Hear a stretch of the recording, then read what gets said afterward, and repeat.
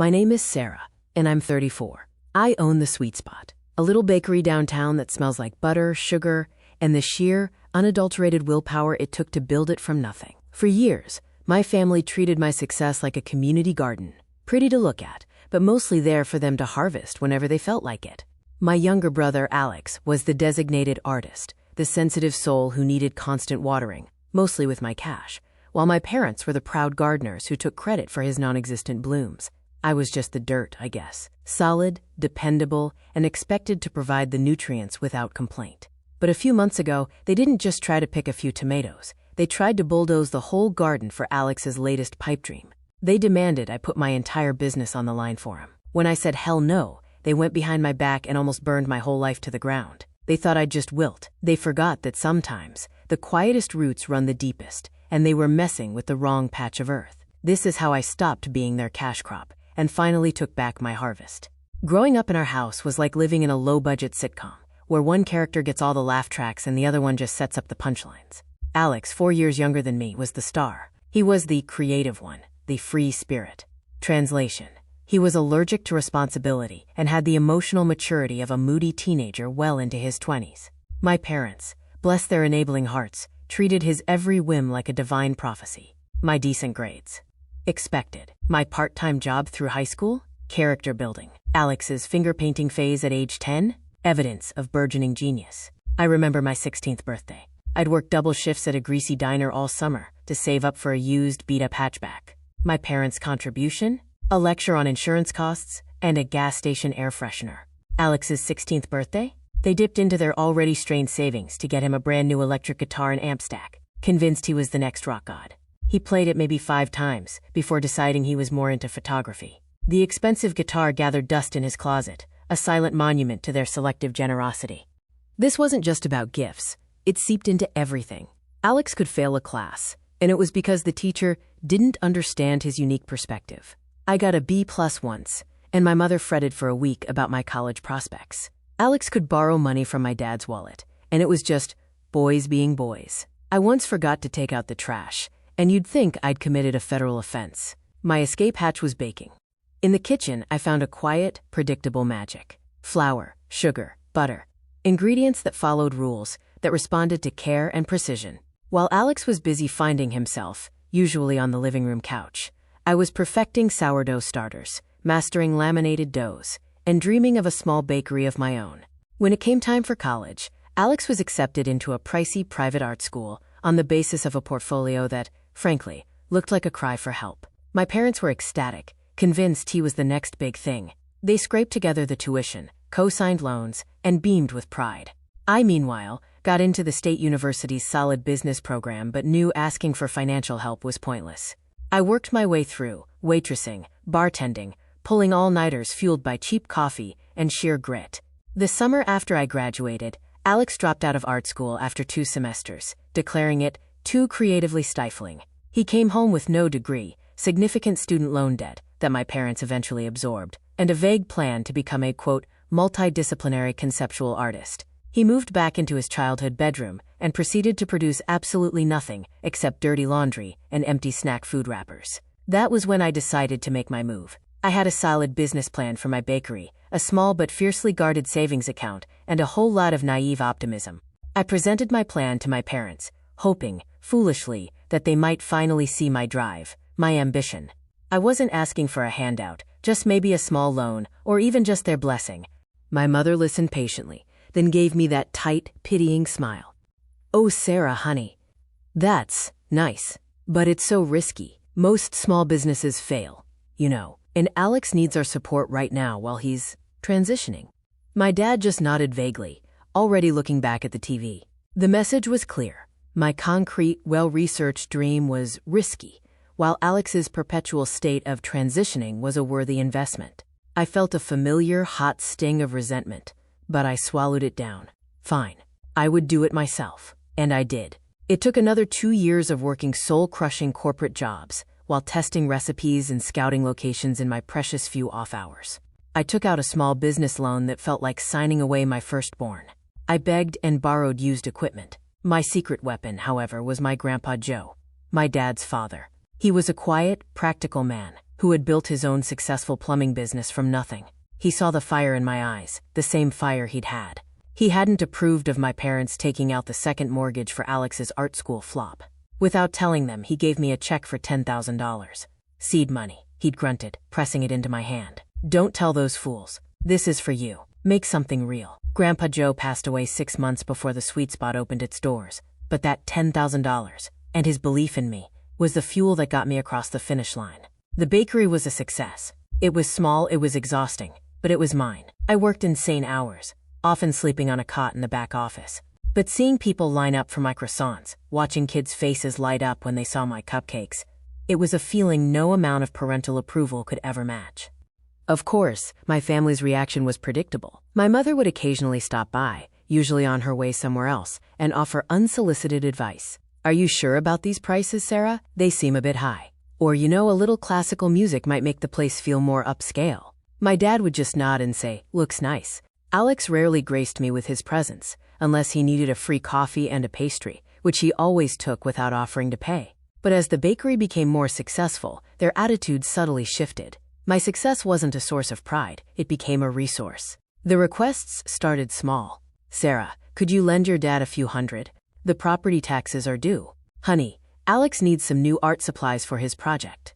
I complied, mostly out of a lingering sense of duty and a desire to avoid conflict. Then the requests got bigger. Alex, now approaching 30, decided he needed $50,000 for his career-making exhibition. He claimed a trendy gallery downtown had offered him a solo show, a claim I highly doubted, but said he needed the funds up front to create the large-scale installation pieces the show required. He had, naturally, produced 0 of these pieces so far. My parents called me, their voices a carefully orchestrated symphony of feigned panic and emotional blackmail. Sarah, this is Alex's big chance. My mother pleaded. He just needs a little help to get started. You're doing so well with the bakery. Couldn't you just co-sign a small business loan for him? Just as a formality? Put the bakery up as collateral? I asked, my voice dangerously quiet. The bakery that Niger had built, the one they had refused to support, the one my grandfather had secretly helped fund? It's just paperwork, honey, my mother said soothingly. He'll pay it back as soon as his art sells. It's practically guaranteed. No, I said. The word felt clean, sharp, final. Absolutely not. I will not risk my entire livelihood, everything I have worked for, on one of Alex's delusional fantasies. The silence on the other end of the line was thick, with shocked indignation. But he's your brother, my mother stammered finally. Family helps family. I have helped, I said, my voice shaking slightly with years of suppressed anger. I've helped cover his rent, his bills, his art supplies. I am done. He is 30 years old. It is time he learned to stand on his own 2 feet. My bakery is not his safety net. I hung up before they could launch into their usual guilt trip. I felt a surge of adrenaline, a terrifying sense of freedom. I had finally said no. I had drawn a line. I just didn't realize they were already planning to bulldoze right over it. The days following my refusal were filled with a tense, unnatural silence. No pleading calls, no guilt trip texts. It was eerie, like the calm before a storm. I told myself maybe, just maybe, they had finally gotten the message. Maybe they had accepted my boundary. How naive I was. The storm broke on a Tuesday morning. I was in my office above the bakery, finalizing payroll, when I got a call from a number I didn't recognize. It was Karen Miller, the manager at the local branch of the bank that held my business loan. Sarah, she began, her voice hesitant, professional but concerned. I'm calling about the application for the secondary business loan against your bakery's assets. There are just a few details we need to clarify before we can finalize the approval. I froze, the pen dropping from my hand. I'm sorry, Karen. What secondary loan application? There was a pause. The $50,000 loan, she said slowly. The one submitted online yesterday? For Artistic Endeavors LLC? With you listed as the primary guarantor. Using the Sweet Spot Bakery as collateral? My blood ran cold. I never submitted that application, Karen, I said, my voice barely a whisper. I never authorized anything. Oh, she said, her professional calm cracking slightly. Well, this is awkward. The application was submitted with a digital signature that matches the one we have on file for you from your original loan documents. And it included copies of your business financials, your tax ID. They hadn't just asked for my signature, they had forged it. They had somehow accessed my private business documents and submitted a fraudulent loan application that could potentially destroy everything I had built. Karen, I said, forcing my voice to remain steady. That application is fraudulent. You need to cancel it immediately. And you need to tell me exactly what documents were submitted and how they were obtained. Karen, to her credit, understood the gravity of the situation instantly. Okay, Sarah, stay calm. I'm freezing the application right now. I'm flagging it for fraud investigation. Can you come down to the bank this afternoon? We need to sort this out in person. I hung up, my entire body trembling with a mixture of rage and sheer, cold terror. How had they done it? How had they gotten my signature, my financials? I locked my office door, my mind racing. My parents had a spare key to the bakery, just for emergencies. Had they come in after hours? Gone through my files? I immediately checked the security camera footage from the bakery's back office. And there it was, time-stamped at 10:30 p.m. the previous Saturday night, long after I had gone home. My mother, letting herself in with her key. My father, standing nervously by the door. And Alex, walking straight to my filing cabinet, the one where I kept my business records, and opening it as if he knew exactly what he was looking for. The footage showed them rifling through my files for nearly 20 minutes before leaving with a small stack of papers. They hadn't just forged my signature, they had committed breaking and entering, theft of private documents, and massive bank fraud. This wasn't just enabling anymore, this was criminal. I saved the footage to a secure cloud drive, and then called the only person I knew who could help me navigate this disaster. My Uncle Michael, my Grandpa Joe's executor, and the trustee of his estate. Uncle Michael was a retired lawyer, sharp as a tack, and the only member of my father's family who had ever openly disapproved of my parents' handling of Alex. I told him everything. The demand, the refusal, the fraudulent loan application, the security footage. He listened in silence, letting out a low whistle when I finished. Sarah, he said finally, his voice grim. This is bad, really bad. But maybe your grandfather saw this coming. What do you mean? I asked. Your Grandpa Joe was a wise man, Uncle Michael said. He loved your father, but he wasn't blind to your mother's influence or your brother's tendencies. When he set up his will and the family trust, he put in a rather unique clause. He had seen too many families torn apart by greed. He explained the clause, the same one my dad had mentioned years ago but I had dismissed as paranoia. It stated that if any beneficiary of his trust was found, by legal judgment or irrefutable evidence presented to the trustee, to have committed an act of financial fraud, theft, or deliberate financial malfeasance against another family member, that beneficiary would immediately forfeit their entire inheritance. Not just their share of the trust, but any significant property or assets purchased using funds previously gifted or inherited from Grandpa Joe. My breath caught. The house, I whispered. Grandpa Joe gave them the down payment for their house years ago. Does that mean? It could, Uncle Michael said carefully. If we can irrefutably prove they committed fraud against you using that security footage and the bank's records, yes. According to the terms your grandfather laid out, they could potentially forfeit the house. The implications were staggering. My mother's inheritance, my father's share, and potentially the very roof over their heads. All of it was hanging by the thread of the fraudulent loan application they had so arrogantly submitted. What do you want to do, Sarah?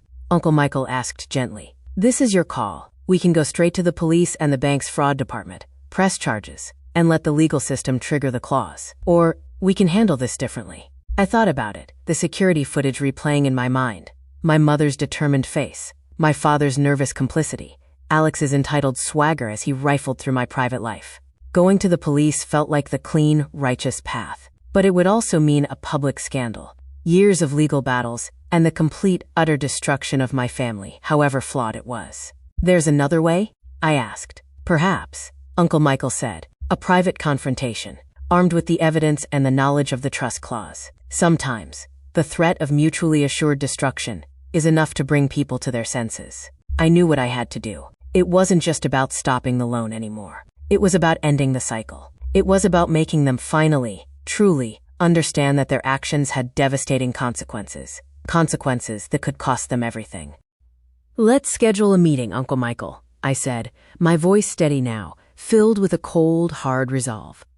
A family meeting, at your office, and make sure they understand attendance is not optional. The meeting was set for the following Friday at Uncle Michael's downtown law office. The atmosphere was thick, with a tension so palpable you could almost taste it. My parents arrived first, looking pale and defensive. Alex slouched in a few minutes later, wearing ripped jeans and a defiant smirk, as if this were all just some annoying inconvenience. They sat opposite me and Uncle Michael at the large, polished conference table. Uncle Michael began, his voice calm, professional, but carrying an unmistakable weight of authority. We are here today to discuss a serious matter regarding a fraudulent loan application submitted to First National Bank earlier this week. My mother immediately jumped in. It was a misunderstanding. Sarah overreacted. We were just trying to help Alex. Uncle Michael held up a hand, silencing her. Diane, please, let me finish. He laid out the evidence, piece by piece. The bank's official notification of the fraudulent application, a sworn affidavit from Karen Miller, the bank manager. And finally, he turned on the large monitor at the end of the room and played the security footage from my office. My mother gasped. My father stared fixedly at the table. Alex's smirk finally vanished, replaced by a look of dawning horror. The footage played in silence, them entering my office, rifling through my files, leaving with my documents. It was irrefutable. As you can see, Uncle Michael said when the video ended, this was not a misunderstanding. This was a premeditated act involving unauthorized entry, theft of private documents, and felony bank fraud. My mother started to cry, fat, theatrical tears. We were desperate. Alex needed the money. Sarah has always been so ungenerous. Ungenerous? I finally spoke, my voice quiet but cutting through her performance. I gave you thousands of dollars over the years. I helped pay your mortgage after Dad got laid off. I paid for Alex's car insurance when he couldn't afford it. How much generosity did you expect? But this was his big chance. She wailed. His big chance to commit fraud using my business as collateral? I shot back. No, that's where the generosity ends. Uncle Michael cleared his throat, bringing the focus back. The legal consequences here are significant. Bank fraud carries potential prison time and substantial fines. However, he paused, letting the weight of the word hang in the air. There is another matter to consider. He opened a thick, leather-bound binder. This is your father's will, Joseph Callahan's last will and testament, and the governing document for the Callahan Family Trust. He turned to a specific page marked with a red tab. Joseph was a practical man. He foresaw the potential for disagreements within the family, particularly regarding finances. He then read the clause aloud, slowly and deliberately. The clause about financial fraud committed by one beneficiary against another. The clause about the immediate and irrevocable forfeiture of inheritance and Callahan Finance Trust. Callahan Trust purchased with funds derived from Joseph Callahan. The color drained completely from my mother's face. My father looked like he was going to be sick. Alex just stared, his mouth slightly open, finally understanding the true stakes of the game they had been playing. The house, my mother whispered, her voice barely audible. Joe helped us with the down payment. Indeed, Uncle Michael confirmed. A substantial gift, the records show. Which means, under the terms of the trust established, if Sarah chooses to pursue this matter legally and you are convicted, or if irrefutable evidence of your fraud is presented to me as trustee. He let the sentence hang, the implication clear. You wouldn't, my father finally said, looking at me, his eyes pleading. Sarah, you wouldn't take our house. I looked back at him, at my mother, at my brother. I saw not malice, but a lifetime of ingrained entitlement, of casually destructive selfishness. Wouldn't I asked quietly. You were willing to destroy my business, my livelihood, everything I built with Grandpa Joe's help, for Alex's latest fantasy. Why should I show you the mercy you refuse to show me? Alex suddenly found his voice. This is blackmail, he shouted, slamming his hand on the table. You set us up. No, Alex, Uncle Michael said firmly. Your grandfather set this up, years ago, to prevent exactly this kind of situation. Sarah simply uncovered the truth. The choices that led you here were entirely your own. I let the silence stretch, watching them squirm under the weight of their own actions. Finally, I spoke. Here's the deal, I said, my voice calm, devoid of anger now, just filled with a weary finality. Option 1. I walk out of here, go straight to the police and the bank, file charges, and Uncle Michael enforces the terms of the trust. You lose the house, you lose your inheritance, and you likely face criminal prosecution. I paused, letting that sink in. Option 2. You immediately withdraw the fraudulent loan application. You provide me with written, notarized confirmation from the bank that it has been canceled and that no negative impact will occur on my credit. You hand over the spare key to my bakery and office. You sign a legally binding agreement, drafted by Uncle Michael, acknowledging your actions and agreeing to never again interfere in my personal or business finances, or seek any form of financial support from me, ever. Alex gets a job, a real job, with pay stubs, within 60 days and starts contributing significantly to the household expenses. And you all agree to attend family counseling, together, to address this toxic dynamic. My mother started to protest. Counseling? That's ridiculous. Take it or leave it, I said flatly. If you choose option 2, I will not go to the police. I will not currently ask Uncle Michael to enforce the forfeiture clause. But that evidence, I tapped the folder Michael had, remains. If you ever violate the terms of that agreement, if you ever try to manipulate or guilt-trip me again, the deal is off, and we revert to option 1. Am I clear? They stared at me. Trapped. Ruin. Or a difficult, humbling path towards accountability. My father looked at my mother, then at Alex, then back at me. He sighed, a long, shuddering breath that seemed to carry the weight of years. We'll take option 2, he said quietly. My mother opened her mouth, but my father shot her a look I had never seen him use before, and she fell silent. Alex just slumped back in his chair, defeated. Excellent, Uncle Michael said briskly, already pulling out the necessary forms. Let's get the paperwork started. The weeks following that meeting were strange. It was like living in a house after a major earthquake. The structure was still standing, but the foundation had shifted, and everyone was walking carefully, afraid of triggering an aftershock. My parents and Alex signed the agreement drafted by Uncle Michael. The bank provided written confirmation that the fraudulent loan application was canceled, with no negative repercussions for me. My mother, tight-lipped and avoiding eye contact, handed over the spare key to my bakery. The silence from them was deafening, a stark contrast to the usual barrage of demands and guilt trips. True to his word, Alex got a job, not as a conceptual artist, but as a barista at a local coffee shop. The pay was minimum wage, the hours were early, but for the first time in his adult life, he had actual, verifiable income. According to Uncle Michael, who was monitoring the situation discreetly, Alex was actually contributing a significant portion of his paycheck to the household bills. It wasn't enough to cover the $1,200 I had been sending, but it was a start. They started attending family counseling. I wasn't part of those sessions. That was their mess to untangle. But Uncle Michael received brief, confidential updates from the therapist. The initial sessions, he reported, were quote, combative, mostly consisting of my mother and Alex blaming me for their current predicament. But slowly, grudgingly, the therapist was apparently making some headway in forcing them to confront their own roles in the dynamic. I focused on my bakery. Without the constant financial drain and emotional stress, the sweet spot began to thrive in new ways. I had the mental energy to develop new recipes, to launch a successful online ordering system, to even start planning for a potential second location. I felt lighter, more creative, more myself than I had in years. The first real test came about 3 months later. My mother called me. My hand hovered over the decline button, but I took a breath and answered.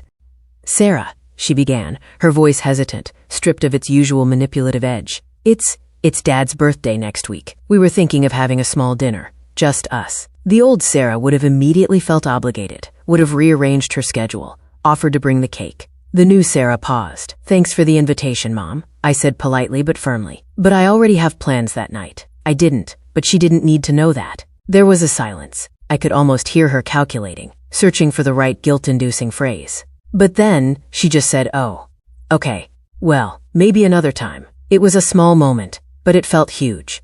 I had said no to a family obligation, and the world hadn't ended. She hadn't screamed, hadn't cried, hadn't launched into a tirade. She had simply accepted it. It was the first, fragile sign that maybe, just maybe, the foundation was actually shifting. The holidays were another test. Thanksgiving was tense. We all gathered at my parents' house, the first time we had all been in the same room since the meeting at Uncle Michael's office. Alex looked sullen, but was surprisingly helpful, clearing dishes and even making polite conversation.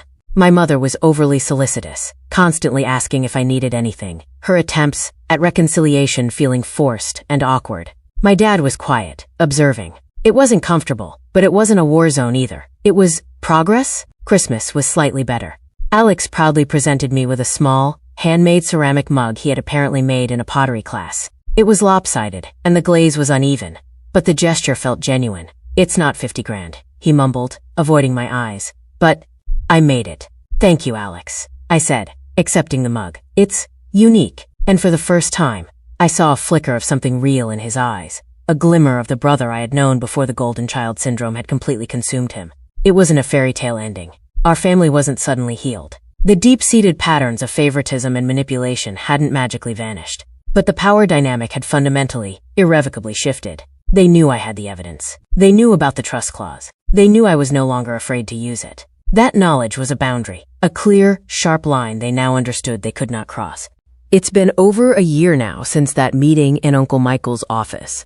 Life has settled into a new, healthier rhythm. I still see my family, but on my terms. I have dinner at their house maybe once a month. The conversations are often stilted, sometimes awkward, but they are blessedly free of financial demands and guilt trips. Alex still works at the coffee shop. He complains about it constantly, but he hasn't quit. He's even started contributing a fixed amount towards the mortgage each month. He's still living at home, but there's a subtle shift in his attitude, a grudging acknowledgement perhaps, that the world doesn't actually owe him a living. He and I are not close, and maybe we never will be. Too much damage has been done. But there's a fragile truce, an understanding that the old rules no longer apply. My parents are still in their house. They seem to have accepted their new reality, though my mother occasionally lets slip a passive-aggressive comment about how tight things are. I just changed the subject. It's not my burden to carry anymore. The biggest change, however, is in me. The sweet spot is thriving. I'm opening my second location next month. I sleep through the night now. I don't dread the sound of my phone ringing. I feel a sense of peace, a sense of ownership over my own life that I never thought possible. I learned that saying no isn't selfish. It's self-preservation. I learned that boundaries aren't walls to keep people out. They are lines that define where you end and they begin. Lines that are essential for any healthy relationship. And I learned that sometimes the only way to save your family is to be willing to hold them accountable. Even when it feels like you might lose them in the process. They might always see me as the difficult one, the one who broke the unspoken rules. But I know the truth. I wasn't the one who broke the family. I was just the one who finally stopped pretending it wasn't already broken. And in the quiet space created by that brokenness, I finally found the room to build something strong, something sweet, something entirely my own.